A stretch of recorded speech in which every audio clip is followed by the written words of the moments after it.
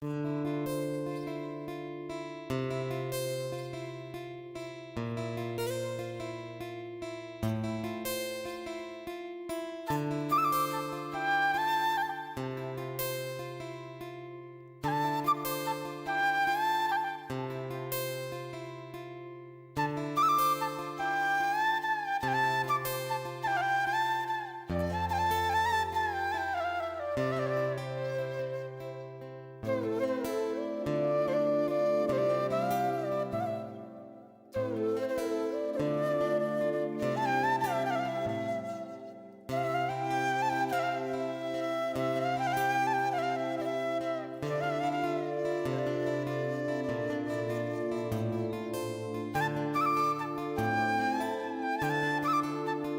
সকাল বন্ধুরা। তো তোমরা সকলে কেমন আছো? আশা করছি সকলে খুব ভালো আছো, সুস্থ আছো। আজ নতুন আরও একটি ভিডিও তোমাদের সকলকে জানাই অনেক অনেক ভালোবাসা। আজকে হলো বুধবার আর এখন কিন্তু ঘড়ি কাটাতে সময় হয়েছে ওই সকাল 8টা মতো। তো আজকের ব্লগটি আমি সকাল 8টা থেকেই শুরু করছি তোমাদেরকে সাথে নিয়ে। আশা করি আজকের ব্লগটি তোমাদের বেশ ভালো লাগবে, তো চলো দেখতে থাকো। আজকের সকালটা একটু অন্যরকম লাগছে, কিন্তু জানো তো কেন? তার কারণ হচ্ছে আজকে বাইরে পুরো একদম মেঘলা মেঘলা ওয়েদার। আর এই শীতের দিনে মেঘলা ওয়েদার কিন্তু একদমই কারোরই ভালো লাগে না। আমার তো ভালো লাগে না, আর তোমাদেরও কিন্তু এমনটা হয়তো হয়। যাই হোক, সকালের সমস্ত কাজবাজ আমি সেরে নিয়েছি। যে সমস্ত বাসি কাজ সংসারে থাকে ওইগুলো পাট পাট করে সমস্তটা আমি সেরে নিয়েছি। আর আমি স্নানটা সেরে ঠাকুর পুজোটাও দিয়ে এসেছি। ঠাকুর পুজো দিইনি, তার কারণ হচ্ছে ভুল বলে ফেললাম। ঠাকুর পুজোটা আজকে শাশুড়ি মা এসেই দেবেন। আমি ঠাকুর ঘরটা একদম লেপে সুন্দর করে রেখে এসেছি। আর এখন একটু নিজে হালকা করে রেডি হয়ে নিচ্ছি। এদিকে একটু কাজল পরে নিলাম, আর এখানে একটু আইব্রোটা একটু সেট করে নিচ্ছি। কারণ কি জানো তো, আমি সচরাচর অতটা পার্লারে যাই না। খুব দরকার না হলে, খুব জরুরি না হলে বাড়িতে কিন্তু আমি নিজে নিজের আইব্রোটা করে থাকি। আর তোমরা হয়তো অনেকেই খেয়াল করেছো। তো আমি এগুলো নিয়ে এসেছি, এগুলো কি বলে আমি অতটা জানি না। তো যাই হোক, এগুলো বেশ ভালো উপকারী, নিজে নিজের আইব্রোটা করা যায়। তো সেক্ষেত্রে আমি এটা নিয়ে এসেছি। ওই 30 টাকা পড়েছিল। তো ওটা দিয়ে আমি একটু আইব্রোগুলো উঠেছে জন্য এটা একটু আইব্রোটা সেট করে নিলাম। আর কালকে একটা বাড়ির পাশে অনুষ্ঠান রয়েছে, বার্থডে, তো সেই উপলক্ষেই ভাবলাম আইব্রোটা তাহলে একটু সেট করে নিই। আর এইদিকে আমিও সকাল সকাল একটু হালকা করে রেডি হয়ে নিয়েছি। আর আমার মাম্মাম সোনাও দেখো ঘুম থেকে উঠে দেখো কতই না কাজ করছে। এগুলো গোছানো ছিল, সেগুলো নামিয়েছে, আবার সেগুলোকে গুছিয়ে রাখছে। তোমরা একটু দেখো কি কি না করে ও।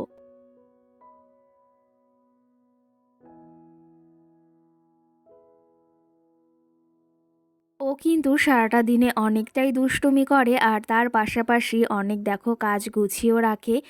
যে জিনিসটা এখান থেকে সরিয়ে রাখে সেই জিনিসটা আবার সেখানে কিন্তু গুছিয়েও রাখে। আর এই জিনিসটা বেশ ভালো লাগে। প্রতিটা বাচ্চার ভেতরে এই গুণটা কিন্তু থাকা অবশ্যই দরকার। কারণ একটা মায়ের কষ্ট তার সন্তানের বোঝা কিন্তু অবশ্যই দরকার। এখন মাম্মাম সোনাকে এই যে চুলগুলো ঠিক করে দিচ্ছি, কারণ চুলগুলো প্রচুর মুখের সামনে আসে। আর আগের থেকে চুলটা একটু ছোট করে দিয়েছে। ওর পিপি বাড়িতে গিয়েছিলাম, তখন ওর পিপি একটু ছোট করে কেটে দিয়েছে। আর এইদিকে তো আমি সকালের আমার সমস্ত কাজবাজ সেরে নিয়েছি, বাসি কাজ বলো, আর স্নানটাও সেরে নিয়েছি। আর ঠাকুর পুজো দেওয়া আজকে নেই। ওই যে বললাম শাশুড়ি আসবে, তিনিই পুজো দেবেন। আর এদিকে নিজের জন্য সকাল সকাল একটু চা করে নিচ্ছি। কি জানো তো, চা না হলে একদম ভালো লাগে না। তো রোজ সকালে যদি একটু চা হয় তাতেই কিন্তু মনটা অনেকটা ফ্রেশ অনুভব হয়। তো নিজের জন্য করছি, আর তোমাদের দাদা ভাইয়ের জন্য করছি।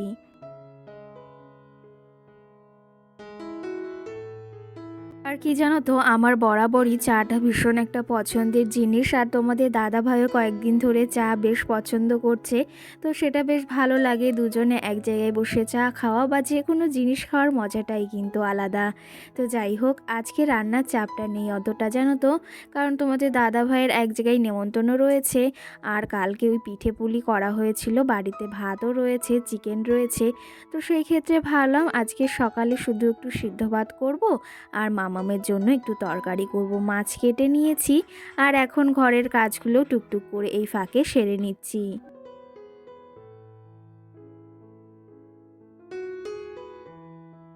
এইদিকে তো আমি চাটা বসিয়ে দিয়ে এসেছি আর এখন আমার ঘরে কাজ রয়েছে একটু, সেগুলো এখন করে নেব। যেমন এই যে বিছনাটা এখন তুলতে হবে, তাছাড়া বাদবাকি কাজ আমার হয়ে গেছে। বিছনাটা গুছিয়ে তারপরে চাটা খেয়ে নেব, তারপরে আবার রান্না রয়েছে। যদিও ওই যে বললাম রান্নার অতটা আজকে চাপ নেই, তবু একটু চাপ তো থাকেই আমাদের। তোমাদের দাদাভাইও এদিকে ঘুম থেকে উঠে গেছে, ভাবলাম তাহলে এই ফাঁকে বিছনাটা তুলে নিই, না হলে পরে ওই যে আবার দেরি হয়ে যাবে। আর সেই ক্ষেত্রে বাসি বিছনাটা না একদম রাখা আমার পছন্দ হয় না, বা বিছনাটা একদম এলোমেলো এই জিনিসটা আমার একদমই পছন্দ হয় না। সবসময় নিপুণ পরিপাটি থাকবে সেই জিনিসটা বিশেষ করে খুবই পছন্দ করি। আর এটা ছোটবেলা থেকেই ভীষণ পছন্দের একটা জিনিস, এলোমেলো জিনিসটা একদমই পছন্দ হয় না। খাটটা একটু ভেজা রয়েছে, ওখানে মাম্মাম জল ফেলেছে। আর কেমন লাগছে খাটটা অবশ্যই জানিও। বেড কাভারটাও পাল্টাতে হবে কাল বা পরশু।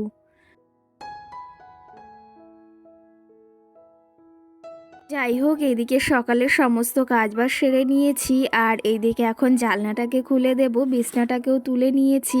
আর আজকে সকালের ওয়েদারটা বললাম একদমই মেঘলা মেঘলা। মেঘলা ওয়েদার আমার একদমই পছন্দ না, সকলেরই তাই কিন্তু।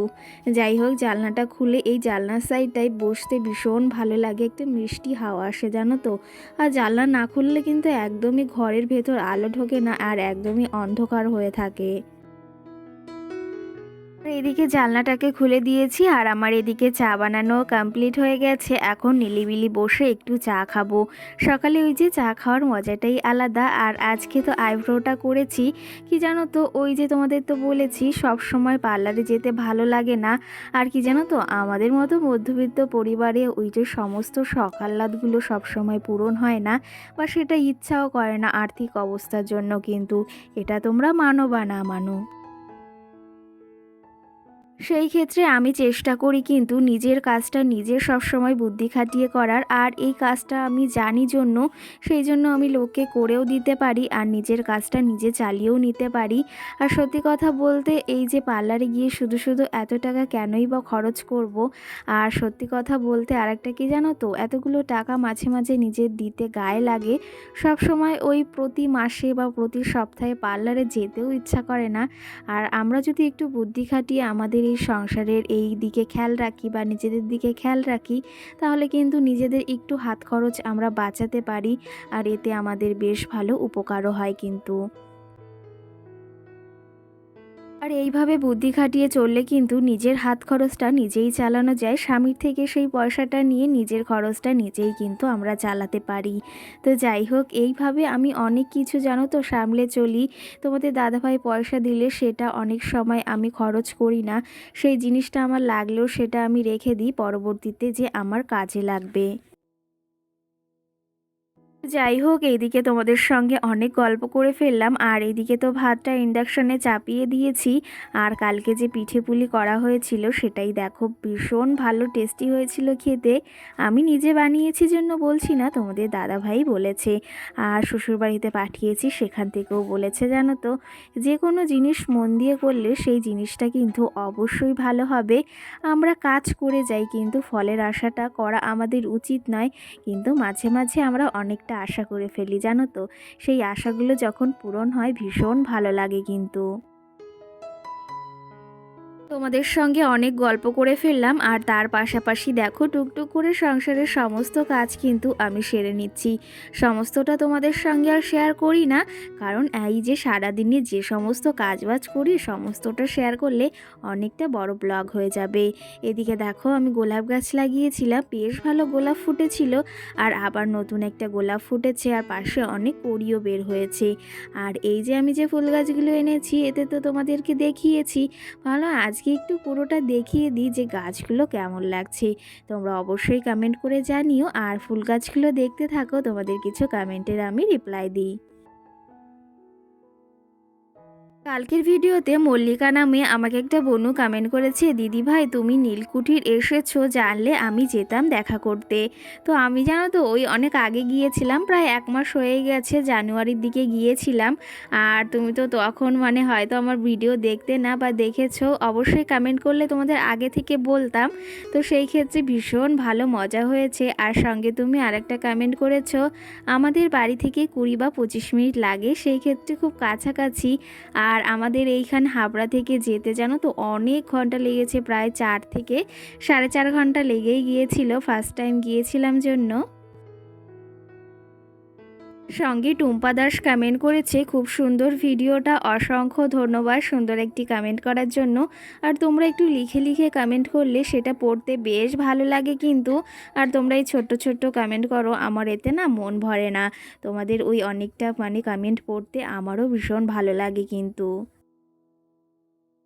যাই হোক, তোমাদের একটা কমেন্টের আমি রিপ্লাই দিয়েছি। আর বললাম না মাম্মামের তরকারি রান্না করব, ভাতটা এদিকে আলু সিদ্ধ ভাত করে নিয়েছি, আর এদিকে মাছ কেটে নিয়েছি। তোমাদের দাদাভাই কালকে ওর জন্যই তাজা মাছগুলো এনেছে, তো সেটা দিয়েই একটু পাতলা করে আলু দিয়ে ঝোল করব। আর সঙ্গে কিন্তু ভাত আর আলু সিদ্ধ করেছি।